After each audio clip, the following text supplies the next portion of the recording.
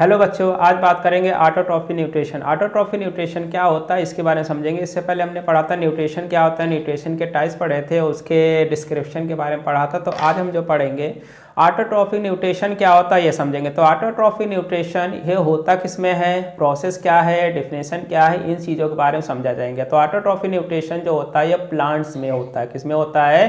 केवल प्लांट्स में होगा और किसी में भी ऐसा नहीं होता। अब यह है कि सिंपल ऐसा होता क्यों है, यह है क्योंकि यहाँ पर क्लोरोफिल प्रेजेंट होता है। क्या होता है? प्लांट्स जो होते हैं उनकी जो लीव्स होती हैं, लीव्स में क्या पाई जाती हैं?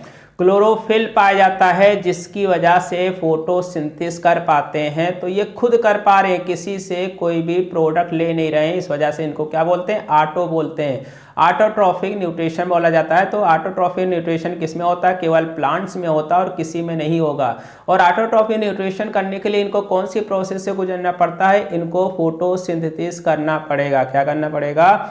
फोटोसिंथेसिस करना पड़ेगा। तो फोटो का मतलब लाइट होता है। क्या होता है? फोटो का मतलब जो होता है क्या होता है? लाइट होता है। हमको याद रखना है, फोटो का मतलब लाइट होता है और सिंथेसिस का मतलब होता है मैन्युफैक्चरिंग। क्या होता है? मैन्युफैक्चरिंग होता है। हमको ये याद रखना है, क्या होगा? मैन्युफैक्चरिंग होता है।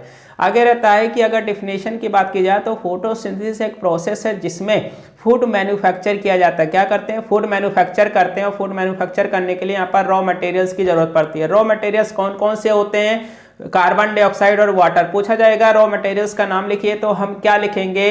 कार्बन डाइऑक्साइड और वाटर लिखा जाएगा। ये हमको याद रखना। दूसरा पॉइंट रहता है कि यहाँ पर अगर ये प्रोसेस अप्लाई करना है तो उसके लिए क्या चाहिए? उसके लिए सनलाइट चाहिए। अब सनलाइट को कैच कौन करता है? सनलाइट को जो क्लोरोफिल होता है वो कैच करता है, जिसको क्लोरोप्लास्ट बोलते हैं। तो ये कहाँ पाए जाते हैं? ये लीव्स में मेसोफिल सेल्स में पाए जाते हैं। और स्पॉन्जी जो सेल्स होते हैं उनमें भी बहुत कम पाया जाता है, लेकिन मेसोफिल सेल्स में सबसे ज़्यादा पाए जाते हैं।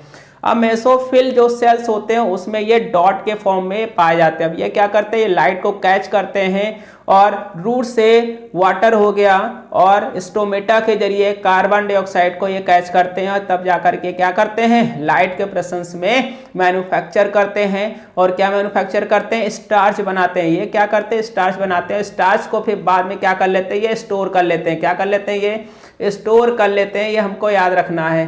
तो ये जो स्टोर कर रहे हैं, ये स्टार्च का फॉर्मूला क्या होता है? C6H12O6 होता है। क्या होता है? C6H12O6 होता है। ये हमको याद रखना। उसके बाद अगर हम दूसरा पॉइंट बात करते हैं कि यहाँ पर अगर हमें फोटोसिंथेसिस करना है तो क्या करना पड़ेगा? जब भी वाटर और कार्बन डाइऑक्साइड लाइट के प्रेजेंस में रिएक्शन कराते हैं तो स्टार्च बनता है, वाटर बनता है और ऑक्सीजन बनता है। ऑक्सीजन जो होता है स्टोमेटा के जरिए फिर से एटमॉस्फेयर में छोड़ दिया जाता है और उसी ऑक्सीजन को जो एनिमल्स होते हैं, हेटरोट्रॉफिक एनिमल्स जो होते हैं, जितने भी एनिमल्स हैं, वो क्या करते हैं? इसी ऑक्सीजन को कैरी करते हैं। अब आगे है कि फोटोसिंथेसिस पिगमेंट जो होते हैं, जो सोलर एनर्जी को कैच कर रहे होते हैं, वो किस प्रोसेस में? तो यहाँ पर लाइट को कैच करने के लिए लाइट कैसी होती है? कॉम्प्लेक्स एनर्जी होती है। अब इसको ये कॉम्प्लेक्स एनर्जी को कैच करने के लिए किसकी जरूरत पड़ेगी? क्लोरोफिल की जरूरत पड़ती है। हमको ये याद रखना है। आगे रहता है अगर जरूरत है तो उसको क्या बोलते हैं? उस पिगमेंट को बोला क्या जाता है? फोटो रिसेप्टर जो मॉलिक्यूल्स होता है उसको क्लोरोफिल बोलते हैं। क्या बोलते हैं? क्लोरोफिल। और कैरोटेनॉइड, ये भी कैरोटेनॉइड जो होते हैं ये भी लाइट को कैच करते हैं। अब आगे है कि यहाँ पर अगर लाइट को कैच करते हैं, जो ये सेल ऑर्गेनल्स पाए जाते हैं, इनको क्या बोलते हैं? क्लोरोप्लास्ट बोला जाता है। क्या बोलते हैं? क्लोरोप्लास्ट बोला जाएगा। आगे रहता है कि क्लोरोप्लास्ट कहाँ पाया जाता है? हमने भी बताया था लीव्स में पाया जाता है। लीव्स में छोटे छोटे क्वांटिटीज में पाई जाती हैं। लीव्स में देखेंगे कि जो अपर एंड होता है, जो अपर लेयर होता है, वहां पर सबसे ज्यादा क्लोरोफिल पाया जाता है, लोअर पर कम क्लोरोफिल पाया जाता है। कि लाइट जो होती क्या होती है? एटमॉस्फेयर डायरेक्ट ऊपर से लाइट सनलाइट गिर रही है तो अपर जो लीव्स का सरफेस होगा उसके ऊपर सबसे ज्यादा गिरेगी। तो इसकी वजह से क्लोरोफिल सबसे ज्यादा कहाँ पाया जाता है? अपर लेयर्स में पाया जाता है। उसके बाद अगर हम आगे बात करते हैं तो ये कहाँ हमने ये भी बताया था? Mesophyll cell. कौन से सेल में? मेसोफिल सेल में ये पाया जाता है। ये हमको याद रखना है। क्लोरोफिल जो होता है ये अभी हमने बात कर लिया, स्टेम में बहुत कम पाया जाता है। ठीक है, ग्रीन ब्रांचेस में कभी कभी देखते हुए ग्रीन ब्रांचेस होती है, इसका मतलब उनके पास भी क्लोरोफिल है। और अगर क्लोरोफिल उनके पास है तो वो क्या कर सकते हैं? वो जो है फोटोसिंथेसिस कर सकते हैं। हमको ये याद रखना है। दूसरा आता है अब कौन कौन से ज्यादातर मैनुअली पिगमेंट्स पाए जाते हैं? क्लोरोफिल ए और क्लोरोफिल जो बी होता है ये सबसे ज़्यादा पाया जाता है, ये हमको याद रखना है। अब ये क्या करते हैं, ये ब्लू और ग्रीन लाइट को एब्जॉर्ब करते हैं, ठीक है। ब्लू और जो ग्रीन लाइट होती है उसी को ये एब्जॉर्ब करेंगे। पूछ लिया जाता है कि कौन सी लाइट को एब्जॉर्ब करते हैं, ब्लू नहीं दिया है तो ग्रीन लाइट दिया रहेगा तो उस पर ग्रीन पर टिक कर देना। अब बात करते हैं कैटेनॉइड क्या होते हैं। कैटेनॉइड क्या होते हैं ये चीज समझेंगे। तो कैटेनॉइड क्या है, दो हैं, एक तो कैरोटीन होता है, एक जेंथोफिल होता है। कैरोटीन जो है ये ऑरेंज कलर देता है, किस कौन सा कलर देता है, ऑरेंज कलर देता है। और जो जेंथोफिल होता है ये कौन सा कलर देता है, येलो कलर देता है। हमको ये याद रखना है। आगे अगर हम बात करते हैं कैटेनॉइड, कैटेनॉइड जो होता है एसेसरी पिगमेंट्स होते हैं, ये एब्जॉर्ब लाइट को ट्रांसफर करते हैं, किसको देते हैं, क्लोरोफिल ए को देते हैं। किसको देंगे, क्लोरोफिल ए को। ये जो होते हैं पिगमेंट ये ट्रांसफर करते हैं एब्जॉर्ब लाइट को, किसको, क्लोरोफिल ए को देते हैं। अब अगर ब्लू या ग्रीन रीजन में विजिबल लाइट अगर एब्जॉर्ब किए हैं तो ये कौन से कलर में नजर आएंगे, या तो येलो है तो ब्लू और ग्रीन लाइट को केवल एब्जॉर्ब करते हैं। येलो जो ऑरेंज कलर की लाइट होती है उसको क्या कर देते हैं, ये रिफ्लेक्ट कर देते हैं। क्या कर देते हैं, रिफ्लेक्ट करते हैं, ये हमको याद रखना। उसके बाद रिफ्लेक्ट जो कलर्स होते हैं वो कौन से फॉर्म में आते हैं, येलो पिगमेंट फॉर्म में आते हैं। कौन से, येलो पिगमेंट, उनको क्या बोलते हैं, येलो पिगमेंट भी बोला जाता है, ये येलो पिगमेंट भी बोला जाता है, ये हमको याद रखना है। अब पढ़ते हैं, अब क्या पढ़ेंगे कि यहाँ पर एक क्वेश्चन है, ग्रीन क्यों दिखते हैं प्लांट। क्वेश्चन है why do plants look green, green क्यों दिखते हैं, ये भी क्वेश्चन उठता है, 2 मार्क्स का होता है, तो हमें समझते हैं। तो यहाँ पर प्लांट जो होते हैं ग्रीन इस वजह दिखते हैं क्योंकि क्लोरोफिल प्रेजेंट होता है। क्या होता है, क्लोरोफिल प्रेजेंट होता है। तो ये जो क्लोरोफिल होता है ये पार्टिकुलर कौन से पाए जाएंगे, क्लोरोफिल ए पाया जाता है, क्लोरोफिल बी पाया जाता है। कौन से, क्लोरोफिल ए पाया जाता है, क्लोरोफिल बी पाया जाता है। ये कौन सी लाइट को एब्जॉर्ब करते हैं, ब्लू लाइट को और रेड लाइट को, ठीक है। व्हाइट लाइट का जो ब्लू और रेड लाइट होता है उसको भी एब्जॉर्ब करते हैं और उस समय ये ग्रीन लाइट को क्या कर देते हैं, रिफ्लेक्ट कर देते हैं। तो ग्रीन लाइट को रिफ्लेक्ट करने की वजह से हमें पौधे जो होते हैं ग्रीन दिखते हैं। अगर ऑरेंज कलर को उस समय रिफ्लेक्ट करते तो पौधा हमें कैसा दिखता, पौधा हमें ऑरेंज कलर का दिखता। लेकिन यहाँ पर ग्रीन लाइट रिफ्लेक्ट हो रही है, इस वजह से पौधे किस कलर के दिखते हैं, ग्रीन कलर के दिखते हैं। अब बात करेंगे फोटोसिंथेसिस का, इसका साइट के बारे में बात करना है बच्चों। तो साइट ऑफ फोटोसिंथेसिस कहाँ होता है, क्लोरोप्लास्ट होता है। कौन होता है, क्लोरोप्लास्ट होता है। क्लोरोप्लास्ट कैसा होता है, डबल मेम्ब्रेन का होता है। कैसा होता है, डबल मेम्ब्रेन का होता है, ये याद रखना है, ये ऐसे रहेगा। अब यहाँ पर ऐसे 2 लेयर्स पाई जाती हैं, कितनी, 2 लेयर्स पाई जाती हैं। अंदर में अगर बात करते हैं तो इस तरह से कॉइन के शेप के क्या होते हैं, स्ट्रक्चर पाए जाते हैं। क्या पाए जाते हैं, कॉइन के शेप के स्ट्रक्चर्स पाए जाते हैं। अब ये कॉइन शेप के स्ट्रक्चर एक दूसरे से जुड़े हुए रहते हैं, तो हमें ये समझना है।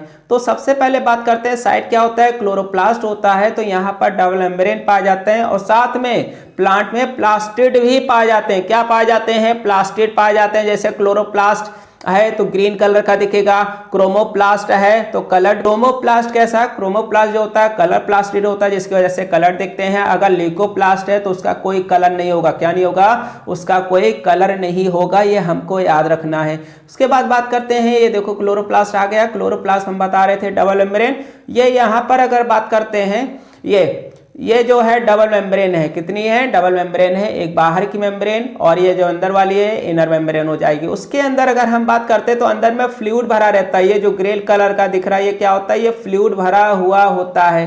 अब ये जो फ्लूइड होता है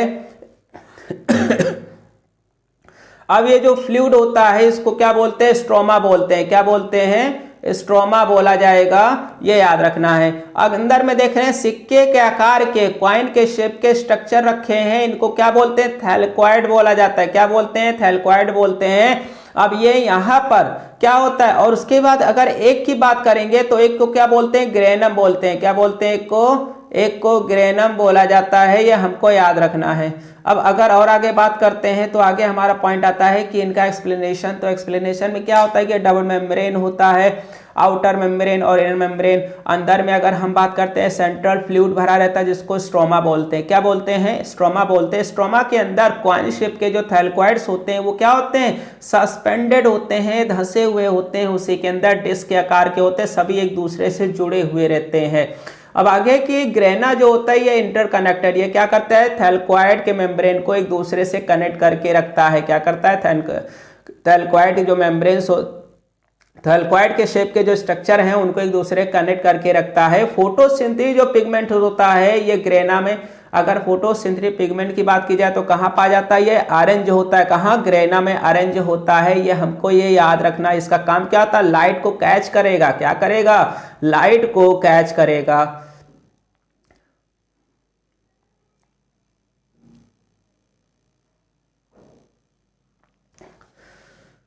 अब बात करेंगे रॉ मटेरियल्स ऑफ फोटोसिंथेसिस। अभी हमने बात किया था रॉ मटेरियल्स क्या होते हैं? कार्बन डाइऑक्साइड, यहाँ पर रॉ मटेरियल्स जो हैं कौन कौन से हैं? कार्बन डाइऑक्साइड और वाटर है। तो कार्बन डाइऑक्साइड वाटर दो जो होते हैं ये फोटोसिंथेसिस करने के लिए बहुत इंपॉर्टेंट होते हैं। क्या होते हैं? फोटोसिंथेसिस करने के लिए बहुत इंपॉर्टेंट होते हैं, ये याद रखना। सबसे पहले अगर हम कार्बन डाइऑक्साइड की बात करते हैं, कार्बन डाइऑक्साइड, तो कार्बन डाइऑक्साइड की बात करते हैं तो ये क्या करता है? कार्बोहाइड्रेट्स बनाता है। क्या बनाता है? कार्बोहाइड्रेट। क्यों? क्योंकि इसके पास कार्बन है तो क्या बनाएगा? कार्बोहाइड्रेट्स बनाता है, ये हमें याद रखना है। आगे रहता है कार्बन डाइऑक्साइड जो होता है कहां से इसको मिलता है? कार्बन डाइऑक्साइड इसको एटमॉस्फेयर से मिलेगा। कहां से मिलेगा?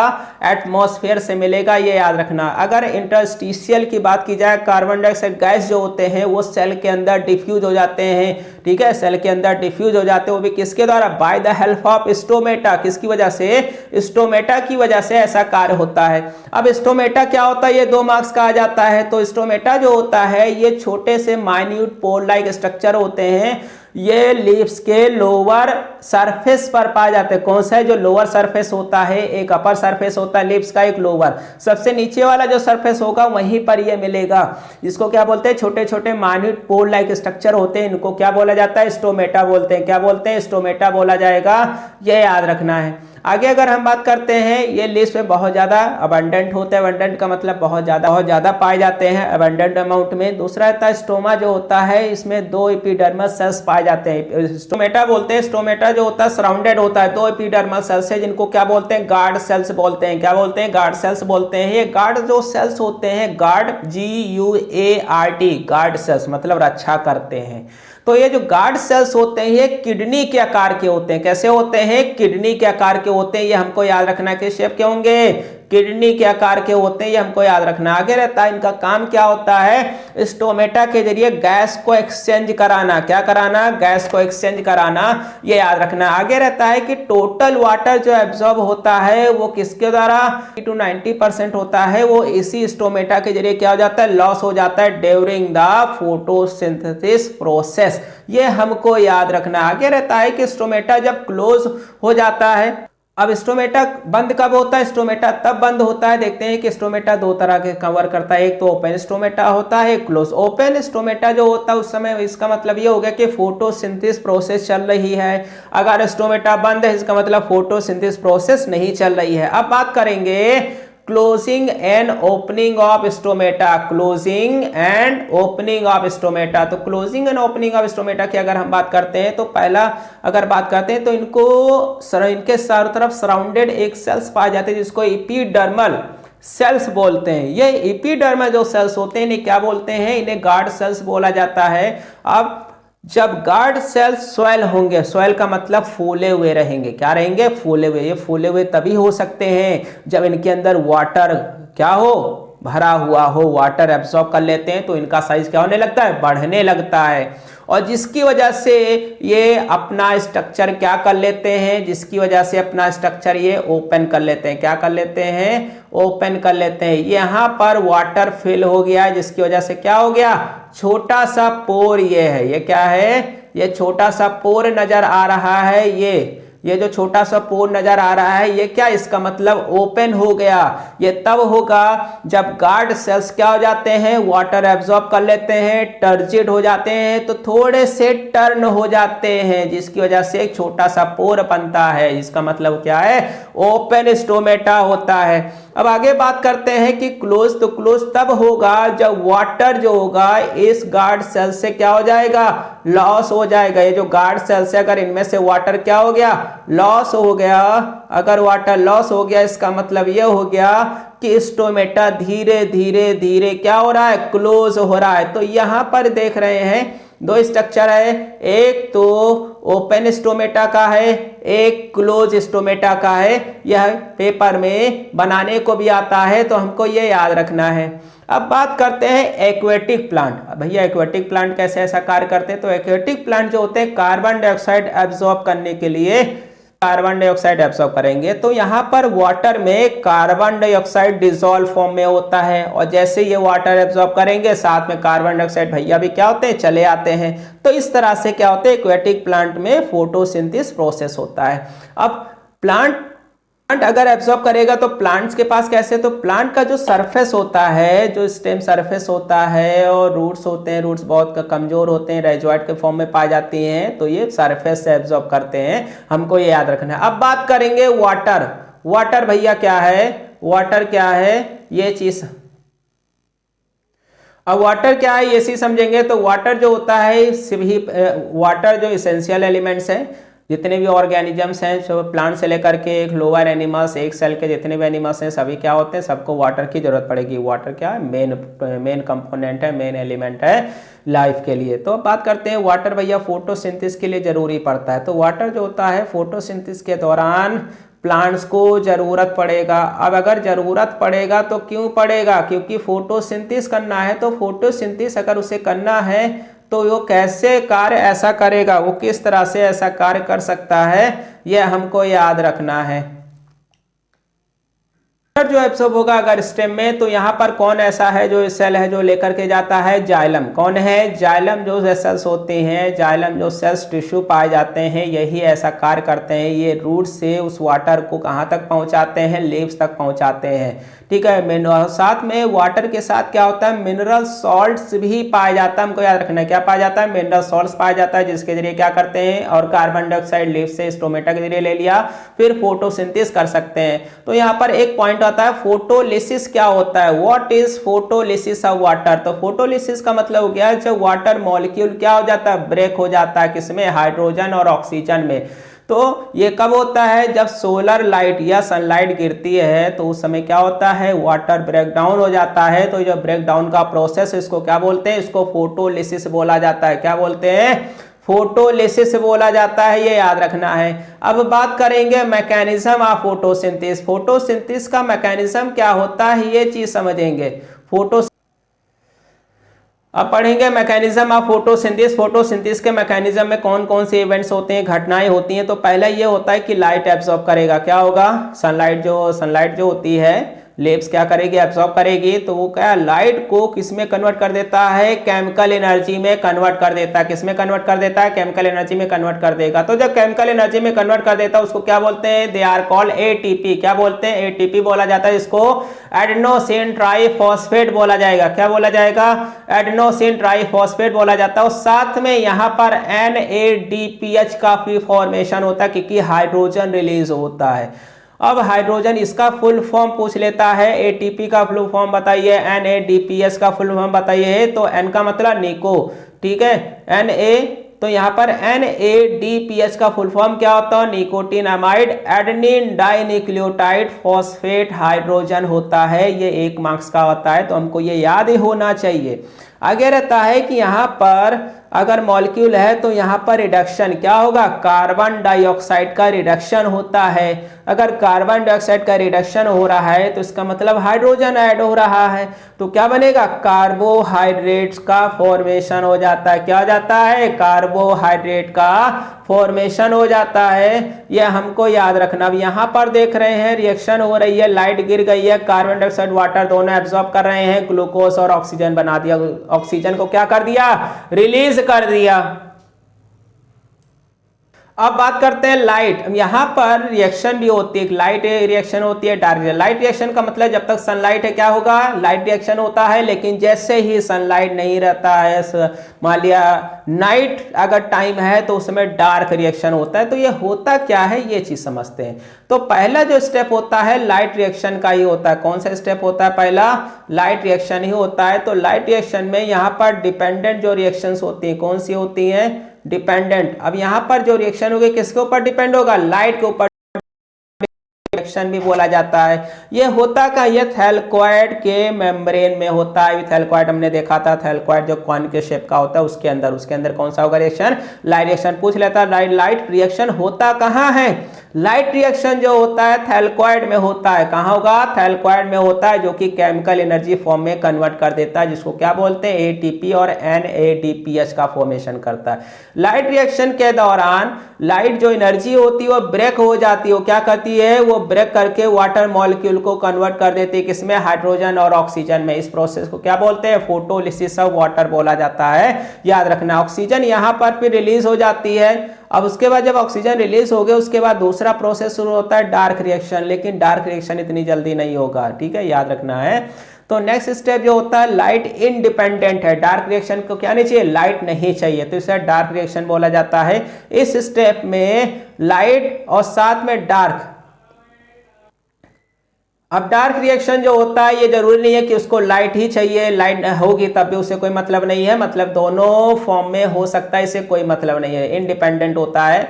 ये रिएक्शन जो होती है कहाँ होती है, क्लोरोप्लास्ट का जो स्ट्रोमा हिस्सा होता है, कौन सा, स्ट्रोमा हिस्सा, ये याद रखना है। स्ट्रोमा पूछ ले जाता है कि डार्क रिएक्शन कहाँ होती है और लाइट रिएक्शन कहाँ होती है भैया, तो हमको ये याद रखना है कि कहाँ होती है। उसके बाद अगर हम बात करते हैं ये लाइट को कैच करेगा कहाँ, स्ट्रोमा में। अब डार्क रिएक्शन कहाँ हो रही है, स्ट्रोमा में हो रही है, ये याद रखना है।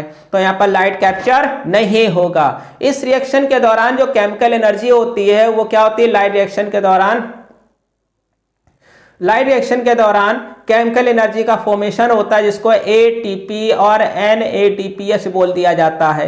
अब यहां पर ये इसको यूटिलाइज किया जाएगा, फिक्स किया जाएगा, और इसको कार्बन डाइऑक्साइड जो होगा उसके साथ अटैच करा करके फिर कार्बोहाइड्रेट बनाते हैं, जिसको ग्लूकोज या स्टार्च बोल दिया जाता है। वैसे तो प्लांट में क्या बनता है, स्टार्च बनता है, हमको ये याद रखना है। तो ये हमारा जो आज प्रोसेस है इसमें हमने ये पढ़ा है कि लाइट रिएक्शन क्या होती है, डार्क रिएक्शन क्या होती है, मैकेनिज्म क्या होता है, हमको ये याद रखना, हमने ये पढ़ा। उसके बाद पढ़ा है कि किस तरह से रिएक्शंस हो रही है, ये सब चीजें पढ़ा। तो आज का वीडियो यहीं पर समाप्त होता है। अगर वीडियो अच्छा लगता है तो लाइक कीजिए, कमेंट कीजिए, और वीडियो के लिए चैनल को सब्सक्राइब कीजिए।